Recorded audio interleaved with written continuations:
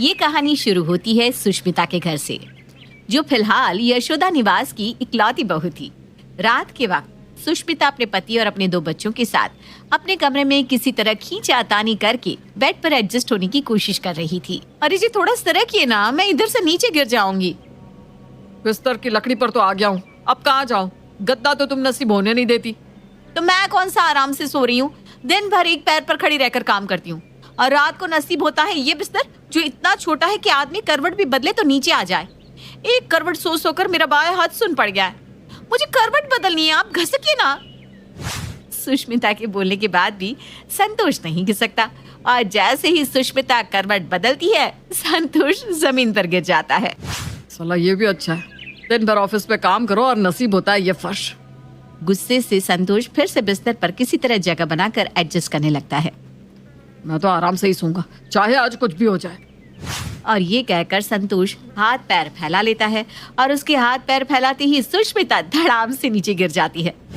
हाँ, मुझे नीचे गिराओ, गर्मा गर्म रोटियां जो परोस कर देती हूँ ना मैं। ये नहीं कि एक और कमरे का इंतजाम कर दो। 2 हम 2 हमारे बच्चे कहाँ से आएंगे सब एक बिस्तर पर? तो मुझे क्यों बोल रही हो? इस कमरे में दूसरा बेड लगा भी तो नहीं सकता? 2 बित्ते का हमारा कमरा है, जोर से अगर अंगड़ाई लूं तो दूसरा हाथ गौतम के मुंह पर मिलता है। तो एक और कमरा बनवा लो। इस बारे में तो मैं कुछ नहीं कर सकता सुष्मिता। घर की बड़ी माँ है, तुम उनसे बात करो, वो जो कहेगी वही इस घर में होगा। ये क्या? संतोष तो अपने बच्चों को लेकर आराम से बिस्तर पर फैल कर सो जाता है और सुष्मिता को फर्श पर ही सोना पड़ता है। पर हर रोज की इस प्रॉब्लम से बाहर आने की सुष्मिता ठान लेती है और सवेरे उठते ही अपनी सास से इस बारे में बात करती है। अब मैं क्या बोलूं बेटा, घर में 3 तो कमरे हैं, एक में गौतम सोता है, अभी उसका परिवार नहीं है। उसका परिवार भी होगा तो थोड़ी ना अलग कमरा बनाया जाएगा, वो लोग उसके कमरे में सोएंगे। तेरे कमरे में तेरा परिवार और मेरे कमरे का तो तू देख ही रही है। मेरी आंखों देखिए ना माँ जी, दिन भर काम करती हूँ मैं, आपका, अपने पति का, अपने बच्चों का, उसके बाद अपने देवर का भी, पर कभी एक शब्द नहीं कहती। रात में ठीक से ना सोने से मेरी आंख के नीचे गड्ढे हो गया, पर एक बार आपके मन में ये नहीं आया कि मेरे लिए एक कमरे का इंतजाम कर दे। अब तो मुझे कुछ समझ में ही नहीं आ रहा कि क्या करूं। देवर जी का कमरा छीन लूं क्या? अब मैं क्या बोलूं बहू, अगर वो देता है तो ले लो उसका कमरा।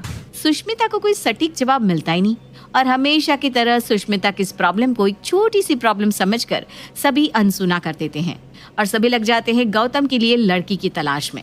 ये मैं क्या सुन रहा हूँ मम्मी? भैया मेरे लिए आप लोग लड़की देख रहे हो? कोई ज़रूरत नहीं है, मैंने लड़की देख रखी है।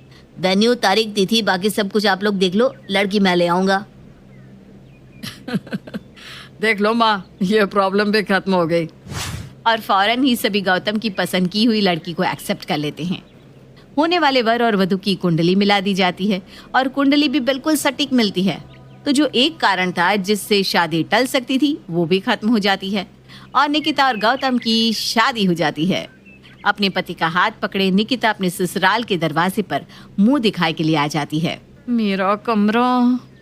घर के दरवाजे पर खड़ी नई दुल्हन के स्वागत के लिए उसकी जेठानी सुष्मिता भाग भाग कर ऐसे सारे काम कर रही थी मानो उसकी बहन ही उसकी देवरानी बनकर आई हो। बस बस सुष्मिता, पैर में मोच आ जाएगा। निकिता तेरी देवरानी है, तेरी खुद की बहू नहीं है जो तो उसके लिए इतना भाग भाग कर काम कर रही है। अरे आंटी जी, मेरी देवरानी नहीं, मेरी बहन आई है, मेरी बहन। तो खुश क्यों ना हूँ मैं। और वैसे भी ये तो कुछ नहीं है, मेरे देवर जी और उनकी प्यारी मिसेस के लिए मैंने कुछ बड़ा सरप्राइज सोच कर रखा है। बाप रे, ऐसी जेठानी काश मुझे मिली होती। अरे विमला, इतनी बड़ी बड़ी आंखें करके मेरी दोनों बहुओं को मत देख, उनके प्यार को नजर मत लगा, चल हट पर है। वैसे क्या गिफ्ट देने वाली है अपने देवर देवरानी को बहू तू? बताइए ना भाभी, क्या है गिफ्ट?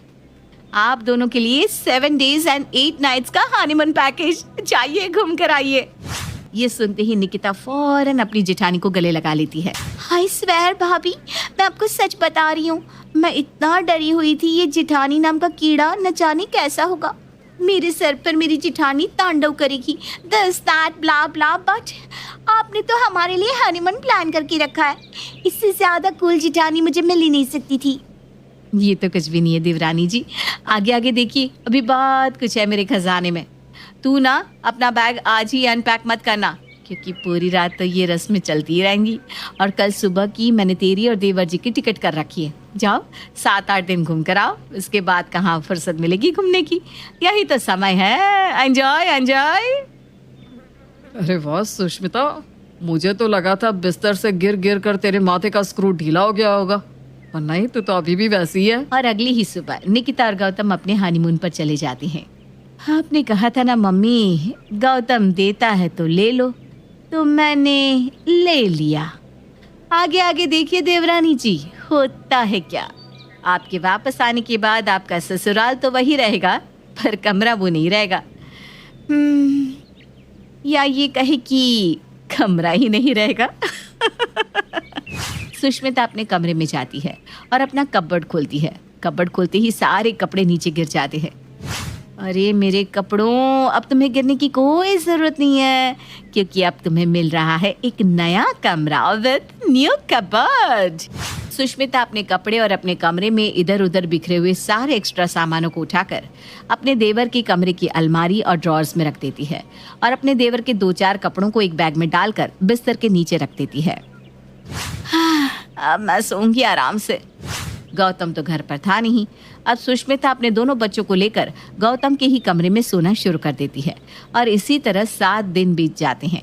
और जिस रात गौतम और उसकी पत्नी घर लौटने वाले होते हैं, सुष्मिता अपने कमरे में सो जाती है और अपने दोनों बच्चों को उनके चाचा चाची के कमरे में ही छोड़ देती है।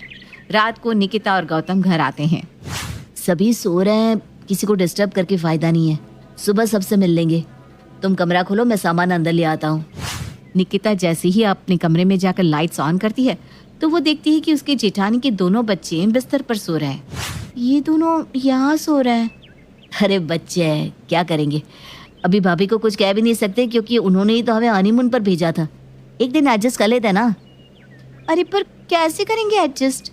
अरे बाहर है ना हॉल, वहीं चलो। और अपने ससुराल के पहले ही दिन निकिता को गौतम के साथ हॉल के सोफे पर एडजस्ट करना पड़ता है। देर रात 3 बजे। गौतम, तुम सो गए क्या। इतनी लंबी फ्लाइट के बाद सोफे पर किसे नींद आएगी निकिता। तुमने तो कपड़े भी चेंज कर लिए, मैं तो वॉशरूम में कपड़े भी नहीं बदल सकती, मेरी साड़ी ही भीग जाएगी। बस किसी तरह सुबह हो जाए और मैं अपने कमरे में जाऊं। अगली सुबह निकिता फौरन उठकर अपने कमरे में जाने लगती है। वो जैसे ही अपने कमरे में जाती है तो क्या देखती है, उसके कमरे में चारों तरफ उसकी जेठानी का ही सामान रखा हुआ है। एक तरफ बच्चे जमीन पर ड्राइंग कर रहे हैं, दूसरी तरफ सुष्मिता वहीं बैठकर टमाटर काट रही है। भाभी, मैं वो सोच रही थी कि थोड़ा आराम कर लूं। कल रात में और गौतम बाहर सोफे पर ही सोए ना, तो अब पीठ में दर्द आ गया है। अब इस घर में 3 ही तो कमरे हैं निकिता, तुम दोनों का सेपरेट कमरा तो है नहीं, तो सोफे पर ही सोओगे ना। क्या इस घर में गौतम का कोई कमरा नहीं है। नहीं तो किसने कह दिया तुमसे कि इस घर में तुम्हारा कोई कमरा है। जिस दिन तुम शादी करके आई थी उस रात को तो तुम माँ जी के कमरे में सोई थी, भूल गई क्या। फिर अगली सुबह तुम हनीमून पर निकल गई थी। अब मुझे क्या पता कि तुम्हें ऐसे घर में आने में कोई दिक्कत नहीं जिस घर में तुम्हारा कोई कमरा ही ना हो।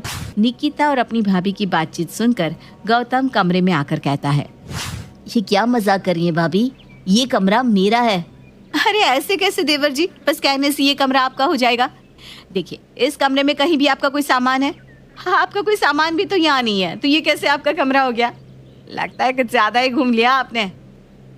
गौतम, अब कोई किसी जिंदा आदमी को मरा हुआ कह दे तो उस पर कोई बहस करे भी तो कैसे। हम हॉल में रह लेंगे निकिता, कोई बात नहीं। भाभी, आपको ये कमरा चाहिए ना, रखिए आप ये कमरा। और बेचारी निकिता और गौतम को अब हॉल में ही रहना शुरू करना पड़ता है। वो दोनों हॉल को ही अपना कमरा बना लेते हैं। रात के वक्त एक रस्सी लगाकर निकिता एक पर्दा उस पर टांग कर हॉल को घर के बाकी हिस्से से सेपरेट कर उसे एक कमरे का रूप दे दिया करती। ये सब क्या देखना पड़ रहा है निकिता तुम्हें। कहाँ तुमने इतने बड़े बड़े सपने देखे थे और यहाँ तुम्हें इस तरह। I am so sorry. कोई बात नहीं गौतम, लाइफ सब कुछ सिखा देती है, ये भी सही। उस रात तो निकिता किसी तरह हॉल में सो जाती है। अगली सुबह, मेरा बैग भी अभी तक अनपैक नहीं हुआ है गौतम, मैं इसमें से कपड़े कैसे निकालूं। यहाँ बैग खोलकर रखूंगी और बाहर से कोई आया तो बेकार में घर बहुत मैसी दिखेगा। ऊपर से अपना पर्सनल वॉशरूम भी नहीं है, तो मैं कपड़े भी नहीं बदल पा रही हूँ। परसों से एक ही कपड़े में हूँ मैं। ओह गॉड, ये तो बहुत बड़ी प्रॉब्लम हो गई। एक काम करते हैं, हमारे जो बैग्स हैं उसे सोफे के नीचे रखा करेंगे ताकि किसी को कुछ पता न चले, और तुम कपड़े चेंज किचन में कर सकती हो। निकिता और गौतम के जीवन में प्राइवेसी नाम की कोई चीज ही नहीं रह गई थी। दिन भर हॉल में ही सोना, उठना, बैठना, खाना, पीना। और सोए भी तो कैसे? किसी को अगर अपने पानी लेने के लिए उठना होता तो वो हॉल के ही रास्ते किचन जाया करता। एक रात जब निकिता हॉल के फर्श पर गहरी नींद में सो रही थी, तभी उसके चेहरे पर कहीं से पानी गिर जाता है। गौतम, लगता है इन लोगों ने हमें घर से भी बाहर निकाल दिया। देखो, आसमान से सीधी बारिश की बूंदें हमारे चेहरे पर गिर रही है।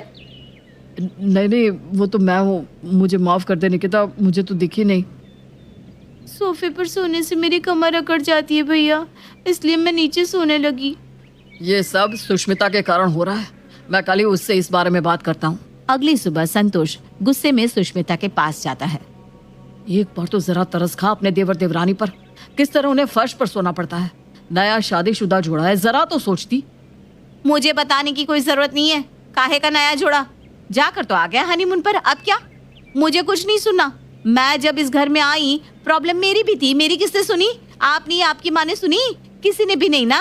तो अब अगर किसी ने भी मुझे कोई भी सलाह देने की कोशिश की तो मैं अपने दोनों बच्चों को लेकर मायके चली जाऊंगी। जब भी कोई सुष्मिता को गौतम का कमरा वापस करने को कहने जाता, सुष्मिता यही कहती। और इसी तरह 15 दिन बीत जाते हैं। और फिर एक रोज निकिता अपनी प्राइवेसी को बरकरार रखने के लिए ऑनलाइन एक टेंट मंगवा लेती है और उसी टेंट को अपने हॉल में लगाकर रहने लगती है। जब भाभी मानने को तैयार ही नहीं है तो मैं भी अपने घर का हिस्सा क्यों छोड़ूं? आज हॉल में रखा है, कल बाहर फेंक देगी। तुम्हें अच्छा बनकर रहना है गौतम तो तुम रहो, मुझसे अब और नहीं सहा जाता।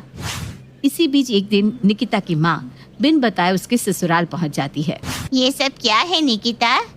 तो इस तरह यहाँ रह रही है झोपड़ा बांधकर? अरे बेटा, मैंने तो तुझे महल ढूंढ कर दिया था, पर तुझे ही गौतम से शादी करनी थी। मिल गया झोपड़ा तुझे? आपने तो हमें ठग लिया समधन जी। अब मैं क्या करूँ समधन जी, मैं खुद परेशान हूँ। अब बड़ी बहू तो निकिता का कमरा छोड़ने को राजी नहीं, पर मानना पड़ेगा, बड़े अच्छे संस्कार दिए हैं आपने अपनी बेटी को। ऐसी घड़ी में भी अपने पति की ढाल बनी खड़ी हुई है। निकिता, कुछ ही दिनों में गौतम कोई अच्छा बंदोबस्त कर लेगा। हाँ, आप फिक्र मत करिए समधन जी। आप मेरी छोटे से घर में बैठिए ना मम्मी, मैं अभी आपके लिए चाय नाश्ता लेकर आती हूँ। तेरी हालत देखकर मेरा तो कलेजा फटा जा रहा है। बेटा, क्या चाय नाश्ता करूँ मैं? ऐसे भी बेटी के घर का पानी नहीं पीना चाहिए। इतना क्या सोच रही हो मम्मी? तुम टेंट के अंदर बैठो, मैं अभी तुम्हारे लिए नाश्ता लेकर आती हूँ। पर मैं नीचे नहीं बैठ सकती बेटा, तू जानती है ना मेरे घुटनों में तकलीफ है। अब क्या करूँ, हॉल से तो सोफा भी हटा दिया मैंने। कोई बात नहीं बेटा, जरा हाथ देना।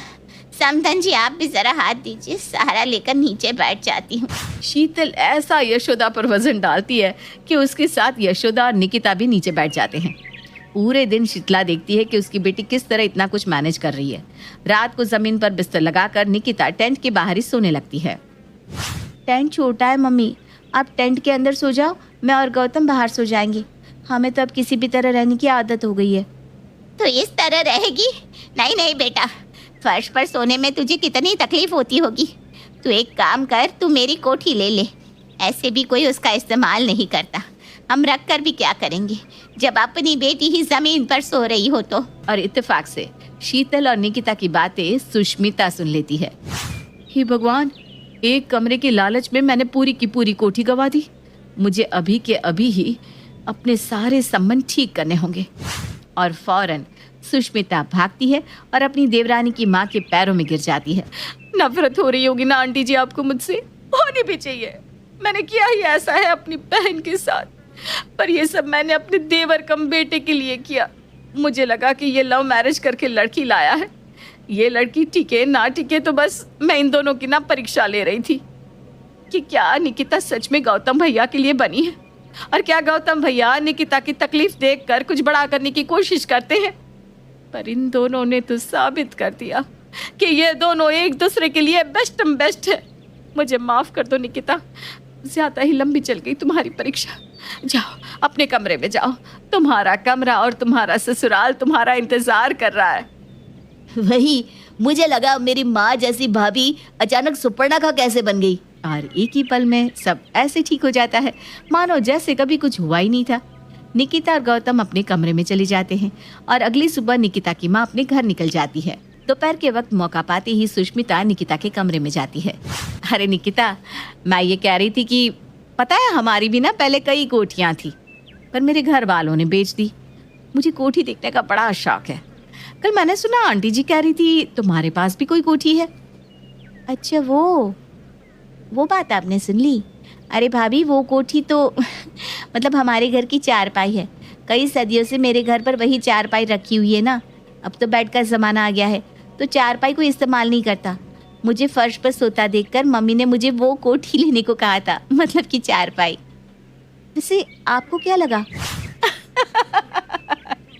उड़ गए तोते रे। हाँ जी, सुष्मिता के उड़ गए तोते। जिस कोठी को वो बड़ी सी हवेली समझ रही थी, वो तो एक पुराने जमाने की चारपाई निकली। न हाथ आई कोठी, न ही लंगोटी।